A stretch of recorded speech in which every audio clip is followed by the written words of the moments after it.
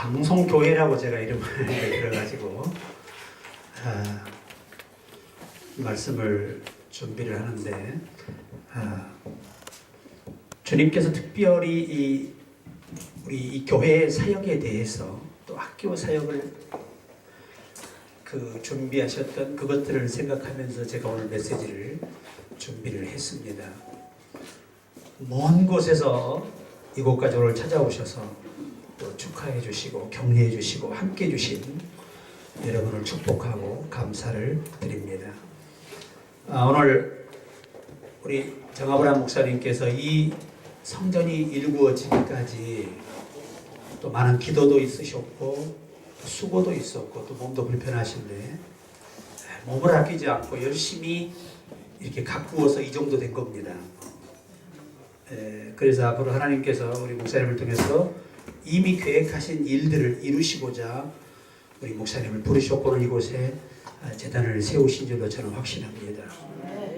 우리 모두가 사역자들이고 성도들이지만 적어도 우리가 하나님의 교회를 일구고 또 학교를 일구는 데 있어서 이 아벨 같은 믿음만 가지고 사역을 한다면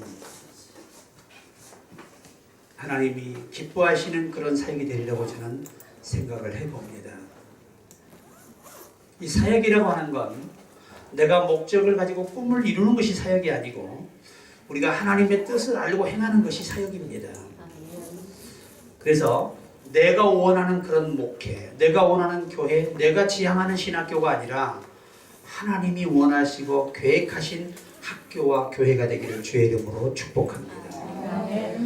저는 오늘 메시지를 준비하면서 우리 모든 사역자와 또 우리 목사님과 또 이곳에 함께 협력하는 모든 분들에게 이렇게 말씀을 권면해 드리고 싶습니다. 첫째는 아벨이 지구상의 믿음의 사람을 사도 바울을 통해 성령이 나열하시는데 첫 번째 사람이 등장하는데 그분이 바로 오늘 이 아벨입니다. 그는 죽었으나 그 믿음으로써 오히려 말하느니라 이렇게 되어 있습니다. 우리나라 성경에는 이 원어의 말씀은 믿음으로써 오히려 말한다는 것이 아니고 그가 믿음으로 모든 것을 남겼느니라고 표기되어 있습니다. 그러니까 아벨은 믿음을 남긴 사람이 믿음의 자취를 남긴 분이에요. 그의 생이 짧고 또 그가 한 번의 제사를 드리고 나서 순교를 당했지만 그러나 그가 그 제사를 드리기까지의 과정, 그 과정이 믿음의 자취를 남긴 것이라고 믿음의 진정한 길을 남긴 것이라고 표기하고 있습니다. 자, 도대체 나는 고민을 했습니다. 왜 아벨이 1번으로 믿음의 사람으로 주께서 그를 세우셨을까? 처음에는 이해가 잘 안 되더라고요. 그런데 말씀을 연구하면서 원어를 번역하다 보니 문법 속에 제가 발견한 것들이 있었습니다. 가장 중요한 것은 아벨이 이 직업입니다. 직업. 목축을 해서 생계를 이어가겠다라고 하는 것은 불가능한 일이었습니다. 먹을 수는 있죠. 그러나 그것을 자기가 길러서 판매해서 경제를 부유하게 윤택하게 할 수 있는 방법이 전혀 없다는 겁니다. 왜냐하면 오늘 창세기 1장 29절에 보면 여호와께서 단수로 명한 것이 있는데 그것이 뭐냐면 명사입니다. 내가 먹을 수 있는 것은 식물과 과실입니다. 더 이상의 음식을 여호와께서 그에게 허락하지 않으셨습니다. 그렇다면 고기도 먹을 수 없는 그 상황에서 짐승을 키워서 그 짐승을 키워가는 과정은 너무나 생계에 도움이 안 되고 내가 먹고 살 수는 있지만 비전이 없는 것이죠. 삶의 현실의 비전이. 그럼에도 불구하고 아벨이 오늘 이 양 기르는 것을 매우 기뻐하고 아주 담대하게 생활의 모든 어려움을 견디면서 양을 키웠다는 겁니다. 무엇 때문이었을까? 당시에 오직 이 양은 하나님께 번제로 드리는 제물로만 필요한 것이지 하나님께만 영광이 되는 것이지 그 삶에는 전혀 도움이 되지 않는다는 겁니다. 그럼에도 불구하고 이 양을 모든 삶의 여건을 이겨내면서 양을 길렀던 것입니다. 오늘 저와 여러분이 내 현실 일절 도움이 안 되면서 하나님만 기쁘시다고 하는 일을 진행한다는 것이 쉽지 않아요. 우리 사명자들이 대부분 보면은 내 자녀가 어리고 돈이 많이 들어가고 가르쳐야 할 여건도 있고 하다 보면 사명을 뒤로 하고 직장생활 하시는 분들 많아요. 그러나 아벨은 내 생계를 초월해서 하나님이 기뻐하시는 일이기 때문에 이 양을 길렀다는 것입니다. 그리고 목회가 그렇습니다. 앞으로 이 교회가 또 우리 학교가 이 아벨 같은 믿음의 경지에서 주의 뜻을 이루기를 주의 이름으로 축복합니다. 두 번째입니다. 두 번째는 그가 짐승을 하나님께 피 흘리는 제사를 드려서 하나님을 감동시켰다는 겁니다. 우리의 모든 예배가 그분의 구속을 믿는 믿음 안에서 오늘 또 이 자리에 모이신 줄 저는 압니다.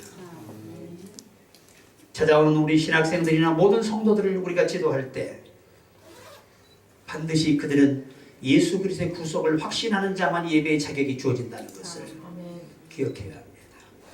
우리가 신령과 진정으로 예배할지니라. 원어에서는 이것이 신령이라는 말은 퓨뉴마티입니다. 이 T가 붙으면 사람의 영입니다. 퓨뉴마 그러면 명사로 성령을 가리키는 단어입니다. 그런데 진리라는 말을 쓸 때 알레이데라는 단어로 표기를 하면서 예수라는 단어입니다. 우리가 성령이 내 영 안에서 예수 그리스도의 구속을 믿는 믿음을 일으키는 가운데 예배가 참 예배라는 겁니다. 성령이 함께하지 않는 예배가 아니죠. 아벨이 다른 조건이 없어요. 피의 번제를 드렸기 때문에 하나님이 조건 없이 연락하신 겁니다. 연락했다는 원어의 말은 충족하셨다, 만족하셨다는 말에서 다 발제가 됐습니다. 그래서 오늘 이 목양은 우리가 하는 건 내 꿈을 이루는 목회가 아니라 나를 구속하신 그분을 위해서 목회하는 거고 이 사역이 저는 이루어지고 계시다고 확신하고 싶습니다. 세 번째, 그는 영의 길을 선택했다는 겁니다. 영의 길이 무엇이냐? 하나님이 정한 방법대로 실행하는 것이 영으로 가는 겁니다. 그래서 오늘 우리 정 목사님과 여기 동역하는 여러분들이 내가 원하는 이 길이 아니고 내가 방법을 만들어서 하나님을 위하는 것이 아니고 하나님이 정한 대로만 하면 된다는 것이죠. 근데 그게 그렇게 어렵다는 거예요. 가인의 가장 치명적인 실수가 뭐냐? 자기 형편, 내게 있는 것, 내 현실에 있는 것, 그것을 넘어서지 못하고 그것으로 하나님을 기쁘시게 하겠다라고 아주 과감하게 예배의 방법을 자기가 고안해서 하나님께 예배를 드렸더니 하나님 그 예배를 연락지 않으셨더라. 그리고 그를 버리셨습니다. 그는 지구상의 영원한 사탄의 계보로 길들이는 사람들의 족보로 남아버리고 맙니다. 오늘 우리 목회도 마찬가지입니다. 가인처럼 내가 없으면, 내 현실이 없으면 못하는 겁니다. 이것은 아벨 같은 믿음의 길이 아니죠.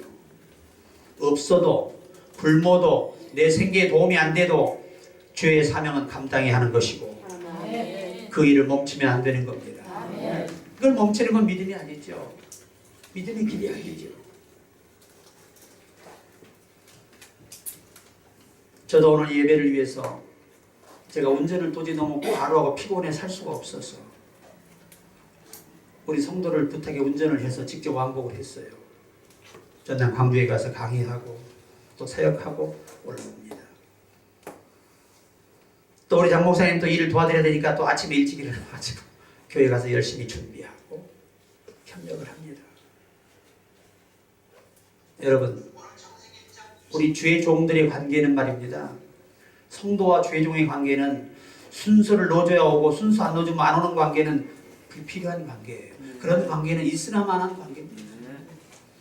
순서가 있어서 가는 것이 아니고 내가 그 종을 사랑하고 그 종을 존경하고 그 종과 함께 그 예배의 영광을 주께 돌리기 위해서 우리가 동참하는 정신을 가져야 한다는 거죠. 요즘 얼마나 세태가 악해졌던지 순서 안 넣어주면 안 간다는 겁니다. 그러니 순서가 뭐 4시간짜리가 되고 5시간짜리가 되는 겁니다. 예배가 아니라 고문을 받는 거죠. 그래서는 안 된다는 겁니다.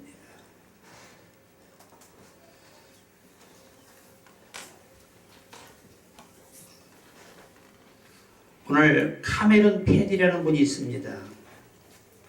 30살의 목사님이 되셔서 60살이 되도록 성령의 능력을 모르고 목회를 하신 분이에요. 어느 날 사모님이 목회하다가 병이 나셔서 그때부터 의학으로 치료가 안 되니까 하나님의 신유에 대해서 연구를 하다 보니 예수님이 많은 병자를 고친 것과 지금도 믿으면 신유의 기적이 나타난다는 것을 깨닫게 됩니다. 그때부터 4년 이상 매일 밤 규칙적으로 하나님께 기도하는 것이 뭐냐? 성령의 능력을 간구했던 겁니다. 바닷가에 가거나 산에 가거나 무슨 여행을 하게 될 때도 규칙적으로 그 시간을 편치 않고 하나님께 이분이 기도를 4년간 드린 것입니다. 그런데 어느 날 갑자기 기도하는데 온몸에 전율이 오고 강한 뜨거움을 경험하게 됩니다. 그 뜨거움을 경험하고 난 다음부터 아픈 사람 보면 기도해주고 싶어서 견디지를 못했다는 겁니다. 그래서 자기 사모님부터 안수기도를 했는데 그 불치병이 그 자리에서 그냥 낫고 일어섰습니다. 그때부터 이분이 성령의 능력이 얼마나 귀한 것인가를 알고 그렇게 매일 기도한 환자를 기도했더니 교회가 금방 일어서더라고요. 목회는 기도로 하는 것이라고 저는 생각합니다. 우리 이찬양부로 성경을 마무리하려고 합니다. 설교 길게 하면 요즘 주책이라 안 불러요.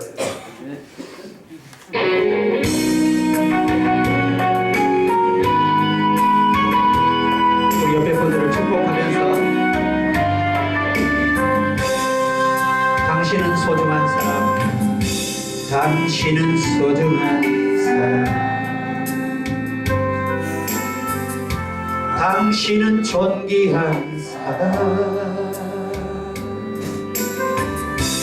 이 세상에 하나뿐인 당신은 내겐 너무나도 소중한 사람. 우리 앞뒤로 축복하며 그런 당신을 사랑해요. 그런 당신을 축복해요. 사랑받기에 합당한 당신을 주의 이름으로 축복합니다.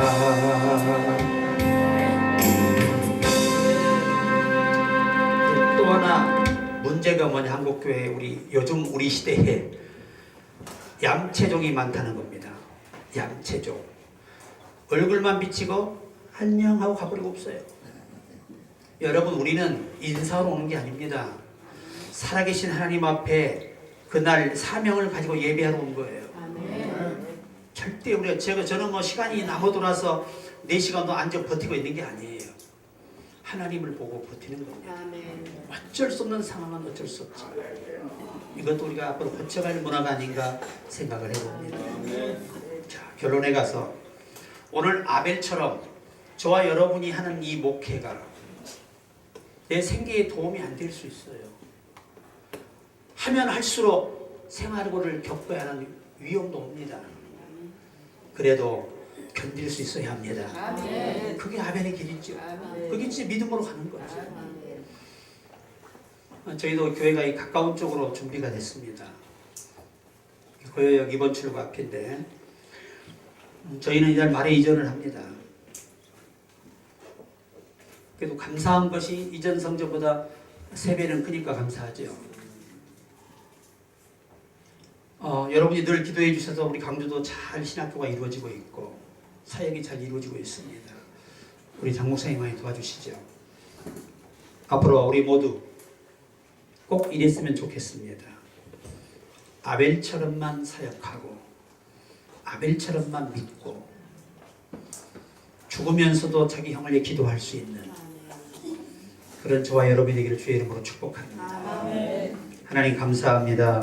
오늘 또 인근 각지에서 우리 많은 동역자들을 보내셔서 남북통일 방송교회에 또 남북통일 선교신학교회 이전 예배에 참여케 하시니 감사합니다. 오늘 모인 모든 종들과 성도들의 간절한 기도가 응답이 되어 이 예배 이후에 이 남북통일 방송교회가 또 남북통일 선교신학교가 일치월장 성장하는 모태가 되게 하옵소서. 늘 눈물로 기도하시는 장 목사님과 오늘 순서를 담당한 모든 분들에게도 동일한 위로와 은혜를 더해 주옵소서. 모든 절차를 따라 홀로 영광을 흠양하옵소서. 예수 그리스도 이름으로 간절히 기도드리옵나이다.